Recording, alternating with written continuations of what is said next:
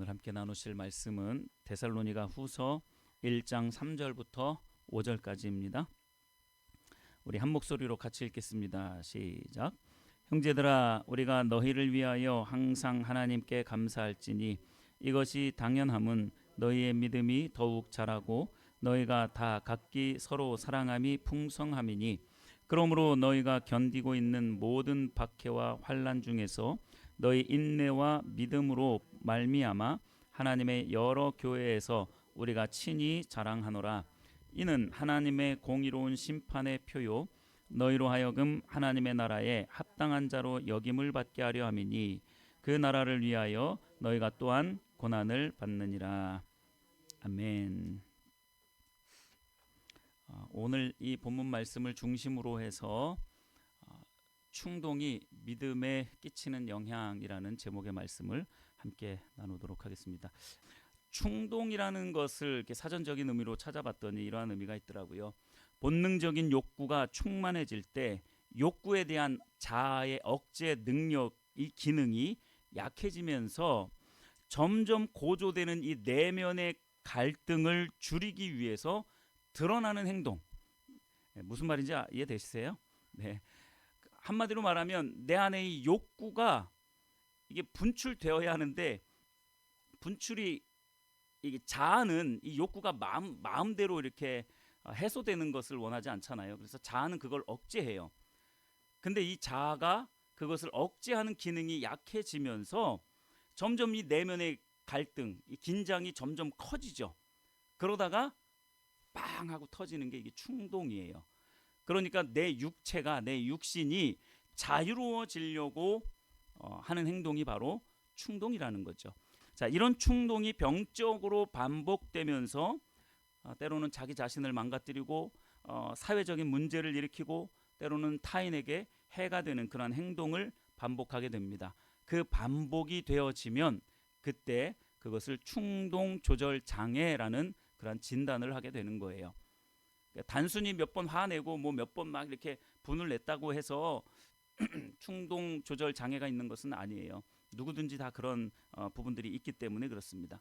이 충동 조절 장애는 도박, 방화, 자해, 인터넷과 핸드폰 중독, 쇼핑 중독, 폭식 장애, 성도착증, 조울병, 주의력 결핍, 알코올 중독, 그리고 각종 인격 장애 등을 말해요.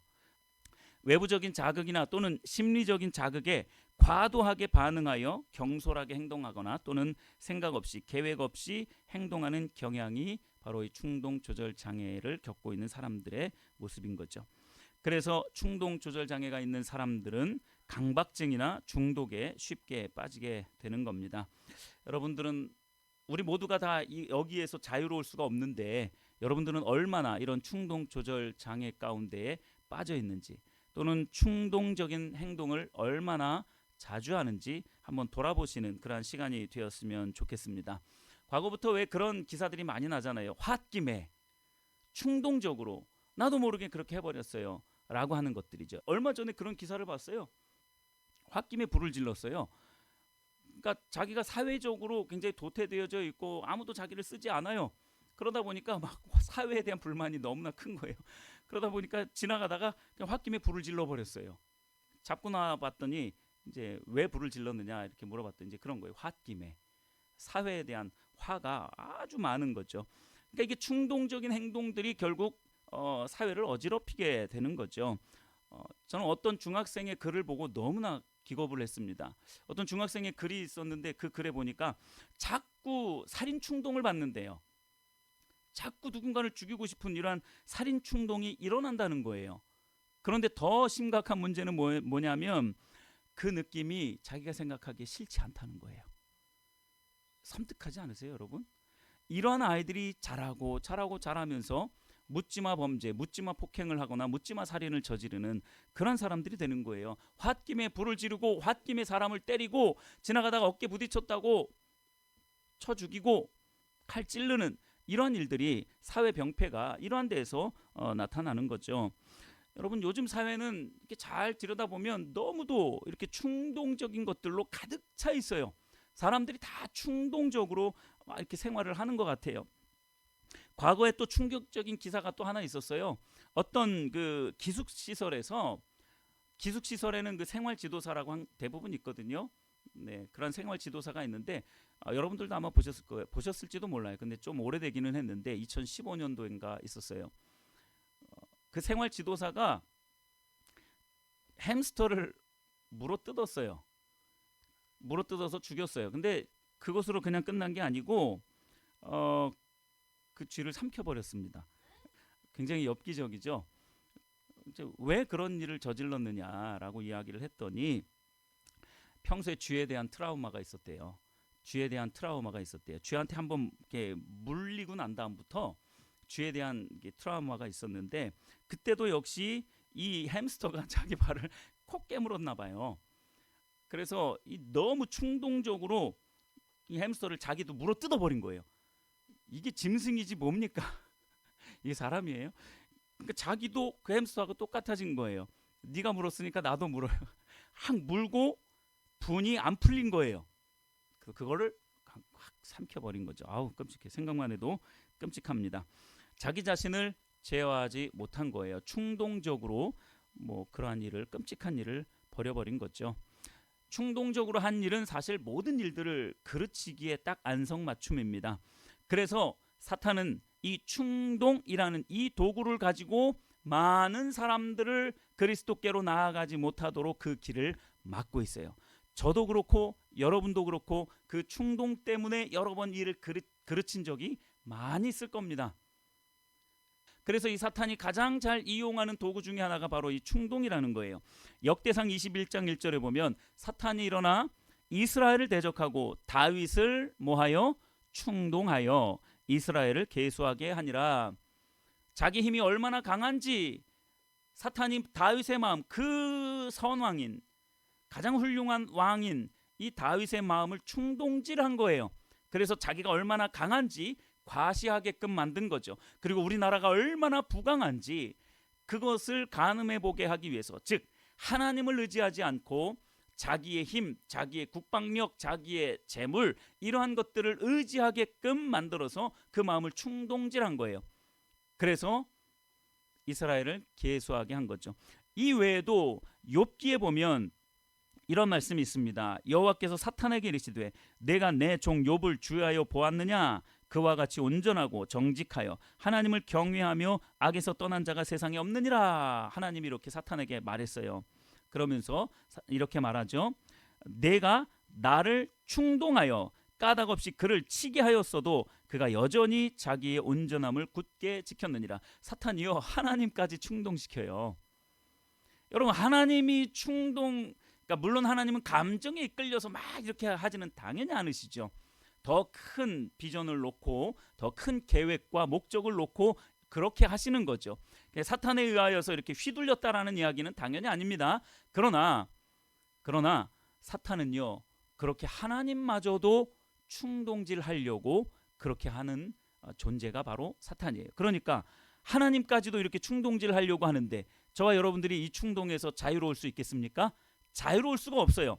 우리는 자유로울 수가 없습니다. 그러면 그렇게 자유로울 수 없는 이 충동에 대해서 자유로울 수 없는 이 상황에서 우리는 어떻게 해야 되느냐라는 거죠. 좀 더 한번 살펴보도록 하겠습니다. 사탄이 얼마나 충동질을 잘하느냐. 예수님을 죽일 때에도 누구를 충동했을까요? 대제사장과 바리새인과 같은 그 종교 지도자들을 충동해서 그들이 또 백성들을 충동질합니다. 그래서 예수님을 십자가에 못 박게 하고 흉악한 범죄자인 바라바를 놔주게 하죠. 그것이 충동질을 했다라고 성경에는 그렇게 표현하고 있어요. 뿐만 아니라 스데반 7집사 중에 대표격인 스데반 집사를 돌로 쳐 죽일 때에 역시 그 군중들의 마음이 충동질을 당했어요. 그래서 그를 돌로 쳐 죽이게 되죠. 오늘 이 글을 쓰고 있는 이 데살로니가 전서 후서를 쓴 이 바울도 역시 이 군중들이 충동질을 당해서 바울을 역시 쳐 죽이려고 했죠. 다 뭘까요? 사탄이요 이 사람들을 충동질해서 이러한 일들을 다 벌이고 있는 거예요. 충동은 믿음과 반대되는 개념입니다. 충동은 또 인내와도 반대되는 그러한 개념이죠. 무언가 나를 자꾸 충동되게 한다면 나의 믿음과 인내를 다시 한번 살펴봐야 한다라는 것입니다. 자, 먼저 오늘 본문 말씀의 3절과 4절 말씀을 한번 보시면 좋겠습니다. 바울이 이렇게 말합니다. 형제들아, 우리가 너희를 위하여 데살로니가 지역에 있는 교회 교인들에게 이렇게 말하는 겁니다. 너희를 위하여 항상 하나님께 감사할지니 이것이 당연함은 너희의 믿음이 더욱 자라고 너희가 다 각기 서로 사랑함이 풍성함이니 그러므로 너희가 견디고 있는 모든 박해와 환난 중에서 너희 인내와 믿음으로 말미암아 하나님의 여러 교회에서 우리가 친히 자랑하노라. 바울이 이 데살로니가 교회 성도들을 자랑하고 다니는데 무엇을 자랑하고 다니느냐? 한마디로 말하면 그들의 사랑이 풍성하고 인내와 믿음이 출중하기 때문에 너희들의 그 믿음을 여러 교회에서 자랑하고 있다, 이렇게 말씀하고 있는 거예요. 데살로니가 교회 교인들 4절에는 특별히 인내와 믿음이 있었다고 그렇게 말씀하고 있어요. 많은 환난과 핍박이 있었음에도 불구하고 이 인내로 그리고 믿음으로 자신들의 신앙을 지켜낸 것이죠. 그리고 그것을 바울은 자랑한 거예요. 이들은 인내와 믿음이 있는 자야 라고 그 교회 성도들을 자랑한 겁니다. 여러분, 우리에게 있어서 자랑거리가 무엇이냐? 인내와 믿음이 자랑거리인 줄 믿으시길 바랍니다. 우리에게 있어서 뭐 성공한 것이 자랑이 아니고요, 재물이 많은 것이 자랑이 아니고요, 나에게 주어진 달란트가 많은, 재능이 많은 것이 우리에게 있어서 궁극적인 자랑이 아니라는 겁니다. 우리에게 있어서 자랑은요, 이 인내와 믿음, 이것이 우리에게 자랑거리인 줄 믿으시기를 바랍니다.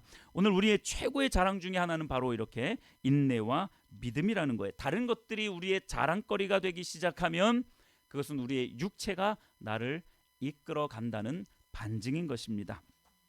에베소서 2장 8절에 이렇게 말씀하고 있어요.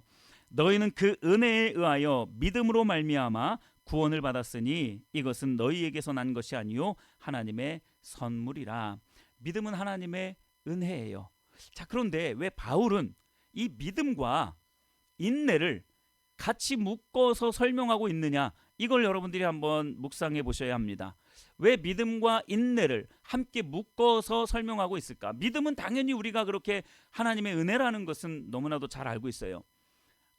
우리의 가장 큰 복과 선물이 믿음이라는 것은 너무나도 잘 알고 있어요. 그런데 바울은 왜 이 인내와 믿음을 같이 묶어놓고 설명하고 있느냐라는 거죠. 여러분, 이 인내와 믿음과 정면으로 충돌하는 것이 바로 뭐냐면 충동입니다.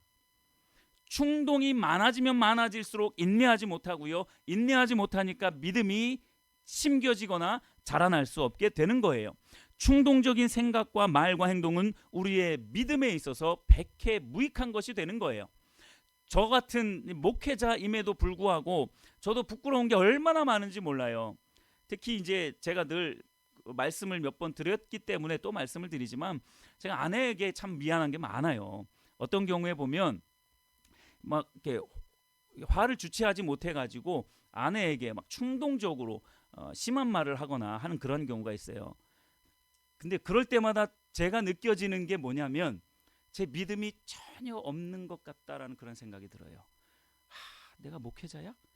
목회자가 아니더라도 이거는 뭐 성도도 아닌 것 같은 그런 느낌이 들 때가 있어요. 그런 마음이, 이제 그런 생각이, 그런 행동들을 할 때에 그런 생각들이 드는 거죠.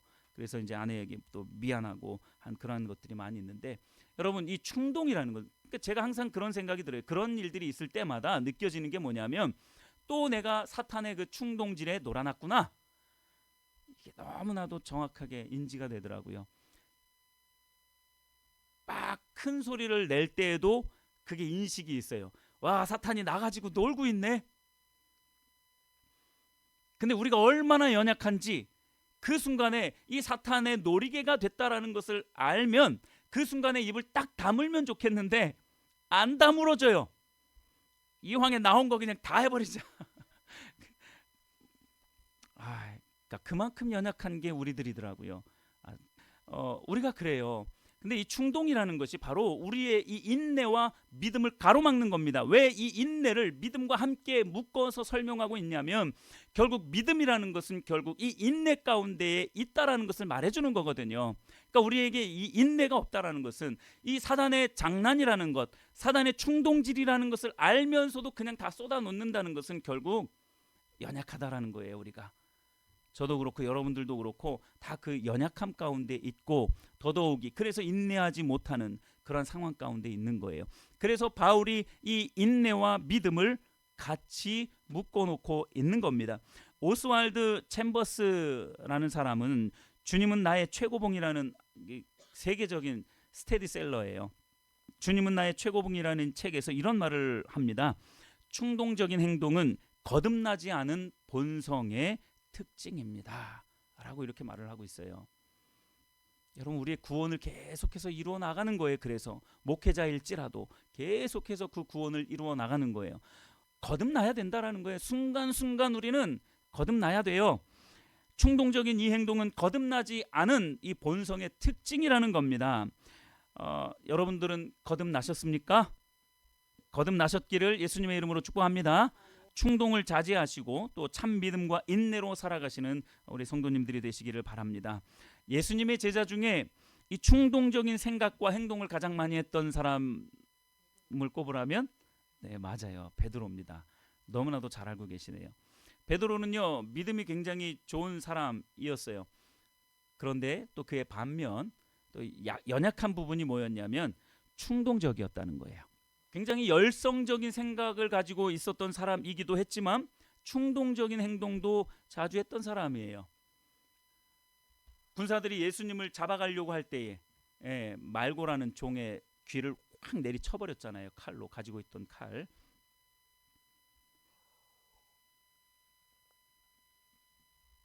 이거는 예수님에 대한 어떤 충성의 마음이기는 했지만 충동적으로 했어요. 감히 우리 예수님을 잡아가 하면서 팍 칼로 내리쳤어요. 칼을 써버렸습니다. 뿐만 아니라 마태복음 14장에 보면 밤 사경에 예수님이 물 위를 걸어오시잖아요. 그때에 제자들은 다 깜짝 놀라요. 어찌할 바를 몰라요. 귀신인 줄 알고 유령인 줄 알고. 그러다가 좀 자세히 보니까 예수님인 것 같기도 해요.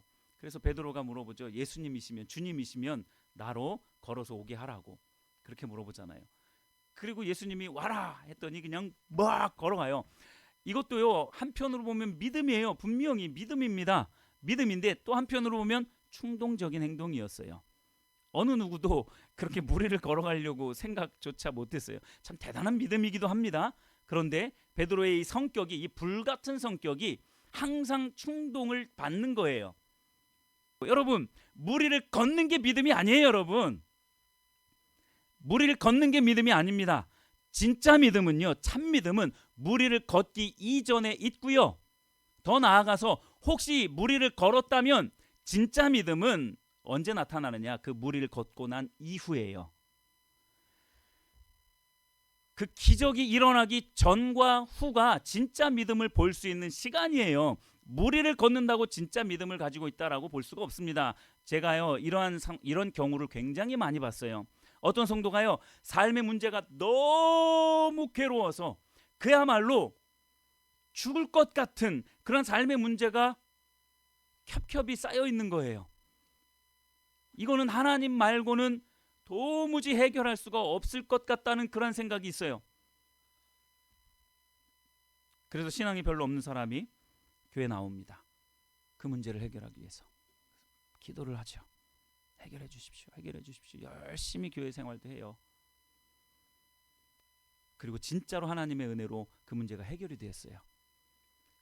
근데요, 제가 알고 있고 듣고 있는 그런 내용들의 대부분은요, 그렇게 신앙생활을 하기 시작한 사람들은 대부분 떠나가든지 아니면 신앙생활을 아주 건성으로 합니다. 기적을 경험했다라는 게 중요한 게 아니에요. 무리를 걸었다는 게 중요한 게 아닙니다. 그것도 당연히 우리에게 너무나도 중요하지만 우리에게 기적이 필요한 게 아니라 기적에 가까이 가기 전에 우리의 믿음이 더 탄탄해져야 된다는 거예요. 혹시 기적을 경험했다면 그 이후에 더더욱 하나님만을 바라보고 그 하나님만을 신뢰하고 그분만을 붙잡을 수 있어야 되는 거예요. 그게 믿음인 거죠. 대부분의 사람들은요, 그런 기적을 경험하고 난 다음에 화장실 들어갈 때하고 나올 때가 다르듯이 완전히 변해버리는 거예요. 과거의 생활로 그대로 돌아가 버려요. 그나마 조금 양심이 있는 사람은 교회는 왔다 갔다 해요. 그저 왔다 갔다만 하지 아무것도 하나님을 위해서는 하지 않아요. 그저 자기의 구원이 혹시 떨어질까 봐 그것만 위해서 그냥 왔다 갔다만 하는 거죠. 여러분, 이렇게 충동적인 행동은 우리의 믿음에 있어서 전혀 도움이 되지 못하는 부분입니다. 그런데요, 똑같은 이 마태복음 14장에 나타나 있는 베드로가 바다 위를 걸었던 그 내용을 마가복음에서는 이렇게 말씀하고 있어요. 마태복음에는 없는 내용인데 마가는 이렇게 서술하고 있습니다. 마가복음 6장 48절에 이렇게 말씀합니다. 바람이 거스름으로 제자들이 힘겹게 노젓는 것을 보시고, 누가 보셨냐면 예수님이 보신 거예요. 예수님이 그 제자들이 힘겹게 노젓는 것을 보시고 밤 4경쯤에 바다 위로 걸어서 그들에게 오사 지나가려고 하심에, 이런 말씀이 있어요. 마태복음에는 이런 표현이 없어요. 예수님이 그들에게 오신 것까지는 맞는데 마가는 그들을 지나가시려고 했다라고 말씀하고 있어요. 관점이 조금씩 달라서 누구는 기록하고 누구는 빼고 하는 그런 부분들이 당연히 있을 수 있죠. 근데 마가는 그렇게 기록하고 있어요. 예수님이 바다 위로 걸어서 그들에게 가까이 오셨는데 그들을 지나가시려고 했다라고 그렇게 본 거예요, 마가는. 자, 그러면 마가의 시선으로 봤을 때에 왜 예수님은 제자들이 그 고생하는 것을 보시고, 아니 도와주시려고 온 거 아닐까요? 도와주시려고 온 거 아닐까요? 근데 마가가 보았을 때는 예수님이 지나가시려고 했다라고 그렇게 보고 있는 거예요. 여러분, 왜 예수님이 지나가시려고 했을까요? 여기 아주 중요한 한 부분이 있는 겁니다. 마가복음 6장에 이것을 기록하고 있는데 바로 2장 전인 마가복음 4장에 풍랑이 있는 바다, 그 바다 위에 배가 떠 있었습니다. 예수님은 고물 위에서 뭐 하고 계셨어요? 주무시고 계셨어요. 근데 풍랑이 너무 세가지고 이제 배가 다 깨질 것 같고 물이 들이치고 하니까 제자들이 다 죽을 것 같으니까, 이러다가 우리 다 죽겠다 하면서 예수님에게 뭐라 그랬어요? 예수님, 어떻게 여기서 이렇게 주무시고 계십니까? 우리 다 죽게 생겼습니다 하면서 예수님 막 깨웠어요. 그랬더니 예수님이 어떻게 했어요? 그 광풍이라고 표현하고 있거든요. 광풍을 향해서 꾸짖으셨어요. 그리고 바다에게 명령하셨죠. 그러니까 그 광풍이 잠잠해졌어요. 그걸 이미 제자들은 알고 있었습니다. 경험했어요. 우와, 예수님 도대체 어떤 분이길래 바다도 저에게 저렇게 그 명령에 순종할까, 이런 생각을 분명히 했을 겁니다.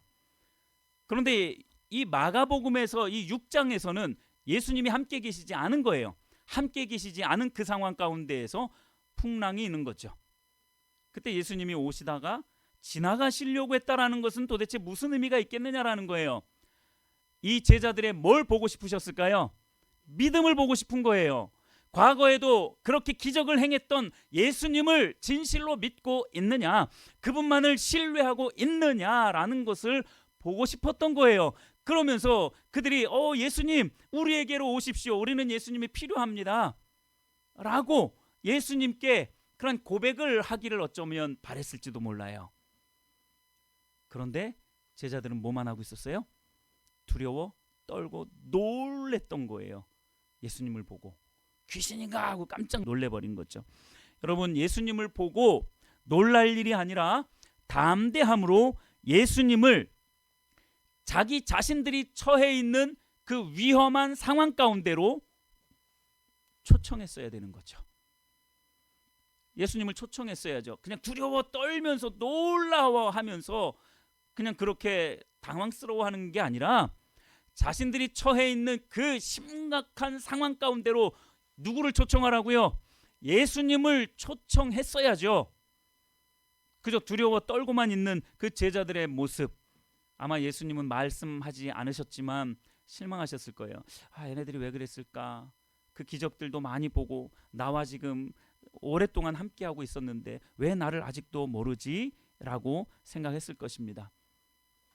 다시 마태복음으로 가서 마태복음 14장에 있는 이 베드로가 그렇게 충동적으로, 또는 믿음의 발로일지도 모릅니다. 그러나 어쨌든 충동적으로 그렇게 무리를 막 걸어가다가 뭘 봤어요? 풍랑을 보고 빠져갔잖아요. 그러니까 예수님이 뭐라고 말을 합니까? 믿음이 작은 자여 왜 의심하였느냐. 이 충동적으로 했던 베드로에게 예수님은 믿음이 작은 자여 왜 의심하느냐라고 말을 해요. 우리는 그냥 그 무리를 걸은 것만 보고 우와, 베드로의 믿음은 최고야, 최고야. 근데 여러분, 무리를 걷는 게 중요한 게 아니라 걸었을 때 그 다음이 중요하다니까요. 그 전과 후가 굉장히 중요합니다.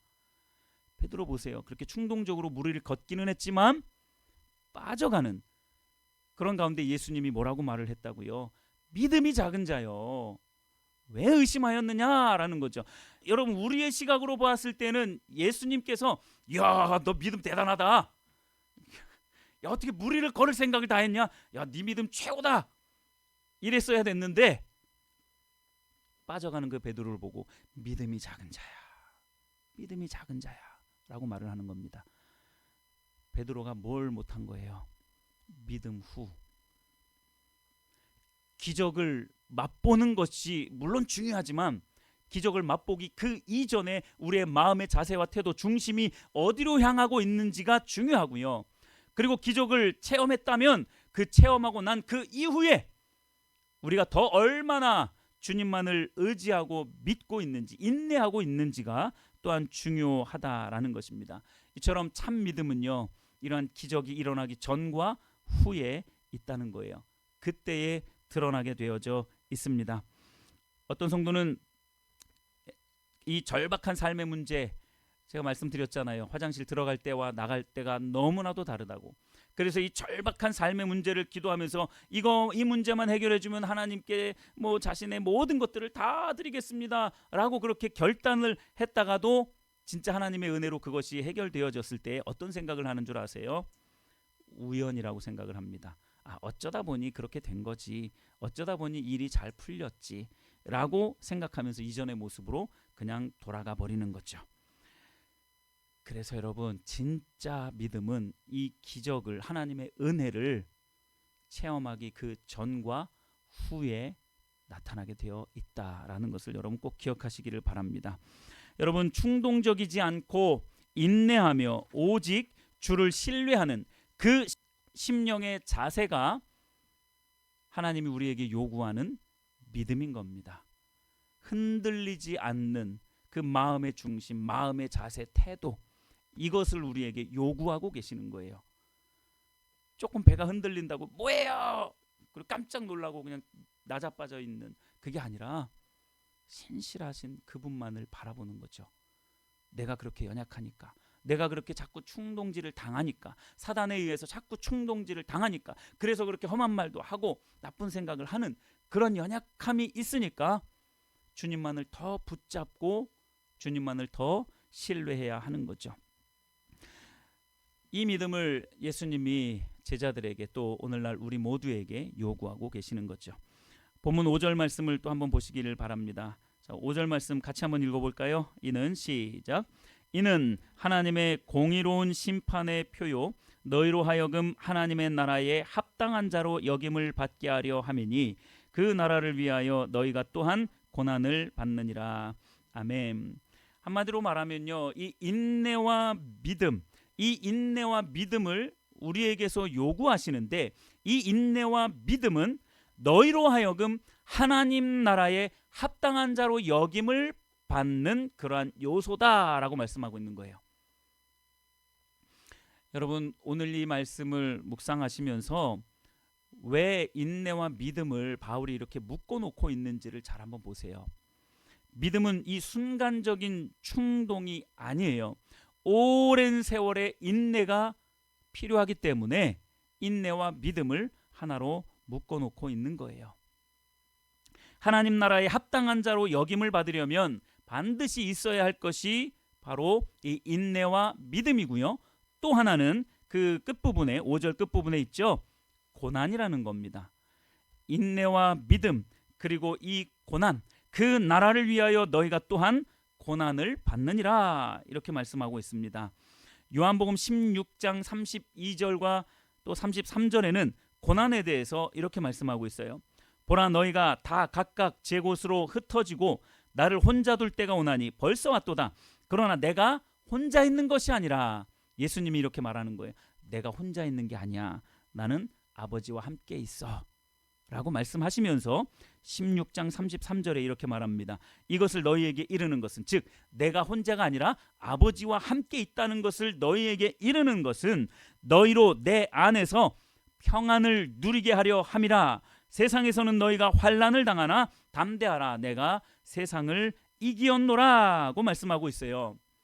여러분, 예수님이 아버지와 함께하고 있다라는 것을 왜 우리에게 말씀하고 있느냐라는 거죠. 우리에게 뭘 주기 위해서요? 평안을 주기 위해서, 평안을 주기 위해서, 그 평안을 누리게 하기 위해서 나와 아버지, 나는 혼자가 아니다, 너희들도 고아가 아니다 라고 말씀하면서 그걸 알므로 말미암아 하나님 안에서 평안을 누리게 하기 위해서 그렇게 한 거예요. 그러니까 세상에서는 너희들이 어쩔 수 없이 환난을 당할 수밖에 없어. 이 세상은 악으로 계속 달려나가기 때문에 너희들은 세상에서 환난을 당할 수밖에 없어. 그러나 그 환난 당하는 것을, 고난 당하는 것을 이상하게 여기지 말라는 거예요. 왜냐? 예수님이 이미 이 세상을 뭐 했다고요? 이겼기 때문에. 우리가 믿는 예수님은 이 모든 것들을 다 이기셨다고요. 그러니까 그 승리가 어떻게 나에게 주어지느냐, 내가 막 싸워가지고 이겨내는 게 아니라 예수님을 내 안에 모시면 그 승리가 저와 여러분들의 것이 되는 줄 믿으시길 바랍니다. 예수님을 우리 마음 중심에 모시게 되면 승리하신 그 예수님의 승리가 우리에게 주어진다는 거예요. 평화를 누릴 수 있는 이유는 삶의 문제나 고통이 없어서가 아니고요, 하나님이 나와 함께 하시기 때문인 겁니다. 그 고난의 길일지라도, 환난의 길일지라도 하나님이 나와 함께 하시기 때문에 그리스도인들은 평안을 누릴 수 있는 거예요. 고난에서 벗어나기 위해, 스트레스에서 벗어나기 위해, 이 내면의 긴장을 해소하기 위해서, 자유로워지기 위해서 하는 행동이 뭐라고요? 충동이라고요. 이 내면의 갈등을 이기다 못해 충동이 일어나는 겁니다. 사탄이 충동질을 하는 거예요.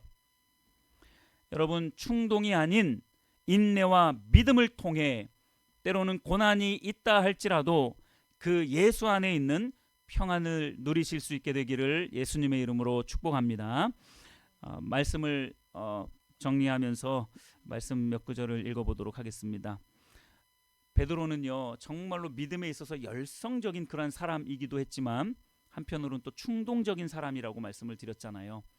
근데 이 베드로가 나이가 들고 노년이 되었을 때 이 충동적인 말과 행동을 일삼았던 이 베드로가 노년에 성도들에게 뭐라고 말하는지를 보십시오. 그러니까 자기가 다 경험해 본 거예요. 충동질 당해보고 자기 분에 못 이겨서 충동적인 말과 행동을 해봤던 거죠. 이 베드로가 성도들에게 뭐라고 말하는지 보세요.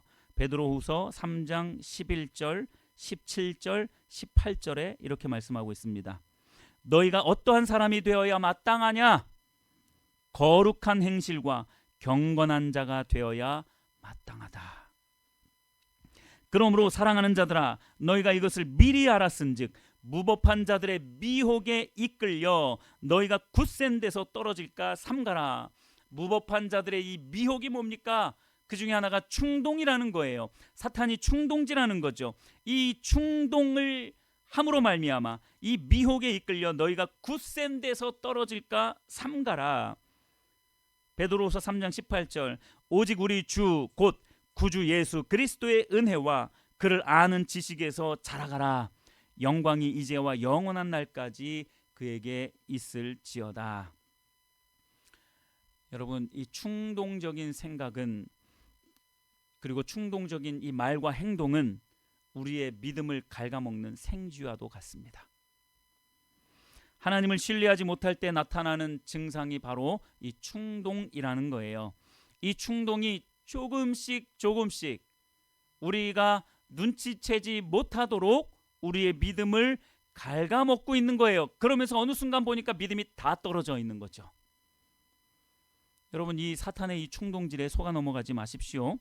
또한 주를 아는 이 신앙의 본질에서 자라가지 못하게 만드는 것이 바로 이러한 미혹입니다. 충동이라는 이러한 미혹. 사단의 미혹은 뭐 여러 가지가 있지만 그 중에 대표적인 것 하나도 바로 이 충동이라는 거예요. 이러한 충동을 통해서 이 신앙의 본질 가운데, 하나님을 알고 사랑하는 이 신앙의 본질, 십자가의 복음 가운데로 들어가지 못하도록 만드는 거죠. 충동은 우리 믿음과 거룩과 경건에 있어서 최대의 적입니다. 그러니까 어느 순간 이 충동에 이끌려서 살아가다 보면요, 거룩, 경건, 이런 것들은 눈을 씻고 보아도 찾아볼 수 없게 되어지는 거죠. 사탄에게서 충동질 당하지 않고 믿음에 견고해지는 성도님들이 되시기를 바랍니다. 주를 아는 지식에 굳게 서서 주의 평강과 하나님이 그토록 우리에게 부어주시고자 하시는 그 하나님의 생명, 그 은혜를 마음껏 누리면서 한평생을 살아가시는 여러분들이 되시기를 예수님의 이름으로 축복합니다. 할렐루야.